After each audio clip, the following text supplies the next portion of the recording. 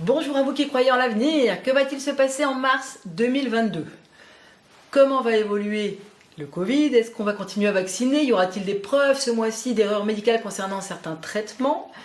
Comment réagira l'Europe face à la crise? Va-t-on vers une troisième guerre mondiale? Est-ce que la Russie utilisera l'arme nucléaire ce mois-ci? Et est-ce que tout ça met en danger votre épargne pour le mois de mars 2022? L'Ukraine et la Russie vont-ils réussir à trouver un accord? Et nous finirons par une petite minute dans la tête de Vladimir Poutine parce que c'est très intéressant de voir ce qu'il se passe dans l'esprit de quelqu'un qui prend ce genre de décision. Je pense qu'il est important de préciser avant tout, pour certains, que ce n'est pas un débat politique, ni un cours d'histoire, je ne dis pas ce que je pense, c'est de la voyance.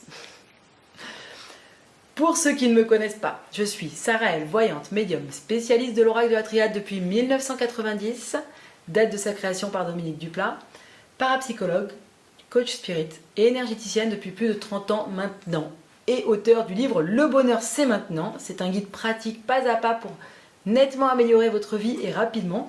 Et je vous mets le lien en description si cela vous intéresse.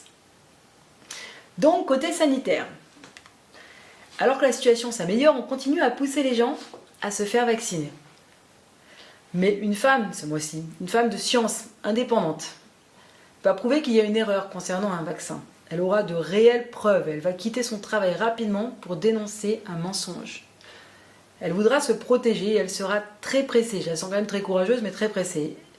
De faire émerger la face cachée de l'iceberg. Je sens quand même une femme qui a peur et qui n'est pas rassurée. Elle a déjà les infos, mais en mars, elle va vouloir faire éclater l'affaire. Elle est liée à la société qu'elle veut dénoncer, mais indépendante. Une femme de science, ça peut arriver.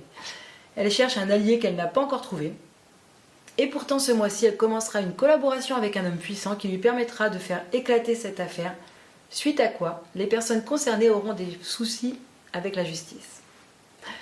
Côté virus, un nouveau variant va sortir, mais pas en France. En fait, je sens un autre pays lointain, à ne pas confondre avec une galaxie fort fort lointaine. Désolé, ça m'est sorti tout seul. Concernant les mesures sanitaires, certains pays, je ressens la Méditerranée, le Moyen-Orient, vont ouvrir à nouveau leurs frontières aux touristes non vaccinés. En revanche, je vois un pays qui se remet, alors je sais pas lequel, qui se remet en confinement ou qui referme ses frontières ce mois-ci. On n'est vraiment pas encore sorti de la berge. Concernant l'Europe en mars 2022, il y aura une coupure nette, un mensonge financier qui va être révélé. Alors, je parle pas de doute, de complot, mais une vraie révélation avec des preuves à l'appui. L'Europe commence une réorganisation parce qu'il y aura beaucoup de colère et beaucoup de conflits. Et ça va crescendo en mars 2022. Alors, concernant les réactions de la France ce mois-ci en relation avec ce conflit Russie-Ukraine, la France tourne le dos au conflit en premier lieu. Alors, je parle militairement.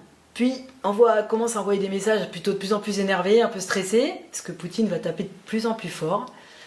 Et je vois se déplacer pour se défendre. Donc d'ici la fin du mois, la France va s'en mêler. De plus, la France et même l'Europe va tout bloquer aux Russes. Et je vois une vraie coupure avec la Russie. Enfin, ils ont commencé, mais ça va être de plus en plus. Et j'ai commencé à discuter avec une femme concernant l'évolution de la situation. Je pense que c'est Ursula von der Leyen, justement, qui va tout gérer ça. Les pays lointains comme les États-Unis hésitent à rentrer dans ce conflit, mais ils vont être obligés de rester calmes et raisonnables. Et on va voir pourquoi après, parce que c'est très intéressant.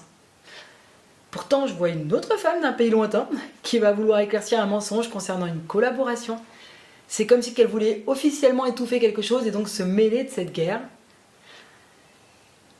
Quand on parle de matériel, c'est pas de l'argent. Ça peut être des terres, ça peut être des matières premières, toute cette sorte de choses. Donc elle a des intérêts à s'en mêler, cette femme-là.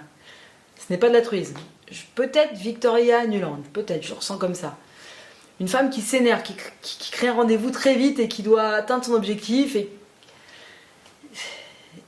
je la sens comme ça, stressée. Est-ce qu'il y aura une guerre entre la Russie et l'Amérique du coup? Parce que ça, c'est la question qui me vient suite à ça, courant mars. Une femme veut déloger Poutine. Elle veut aller en guerre avec lui, mais il y a un homme qui refuse. Donc il y a un désaccord aux États-Unis. Sauf que je ressens un grave problème en fin mars. Une très grosse attaque, suivie d'un grand vide et d'une réorganisation. Donc je ressens une attaque puissante d'ici la fin du mois, qui fait un peu peur. Et donc devoir trouver un compromis rapidement à la suite de ça. Dans la tête de Vladimir Poutine. Alors que se passe-t-il dans la tête de Poutine? Il a mis beaucoup d'énergie depuis un certain temps à trouver un équilibre. Et là, il a décidé de tourner la page avec ça. de prendre d'assaut l'Ukraine. C'est-à-dire qu'il a des difficultés à accepter un compromis et qu'il veut communiquer avec un homme qui prend des décisions en douce, avec lesquelles lui, il n'est pas d'accord. Du coup, il est énervé, angoissé, ça lui demande beaucoup d'énergie de garder un équilibre avec l'Ukraine, c'est vraiment... il prend sur lui en fait, et il a décidé de se protéger et d'en finir avec ça. Donc c'est pas très rassurant tout ça. Quelles sont ses intentions concernant l'Ukraine? Donc dans la tête de Vladimir Poutine. Hein. Ben, il veut tourner la page sur l'Ukraine et mettre Zelensky à sa merci. Je vous sens un homme qui a besoin de se protéger. Poutine a besoin de se protéger, mais je le vois aussi avoir des intérêts économiques. Est-ce qu'il veut envahir d'autres pays? Aujourd'hui, non. Il a un but et il est focus dessus. Par contre, j'ai l'impression qu'il va se remettre en question. Il va vouloir envahir rapidement d'autres pays après. On parle d'un homme d'argent qui est loin, qui fait semblant de lui tourner le dos, mais en fait qui l'aide financièrement. J'ai du mal à voir, mais je pense que c'est parce qu'aujourd'hui, il n'a pas l'intention d'envahir d'autres pays. Mais j'ai vraiment l'impression qu'il va changer d'avis au fur et à mesure du conflit. Sous prétexte de se protéger et de protéger la Russie. Comme si qu'il était un peu parano au fur et à mesure.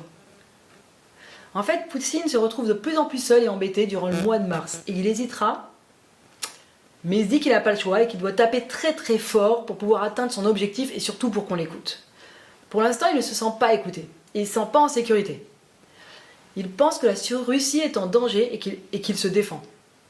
Et le blocus que tout le monde veut faire là, le fait réagir de manière émotionnelle. Et il se dira qu'il n'a pas le choix à un moment donné, comme si qu'il était pris.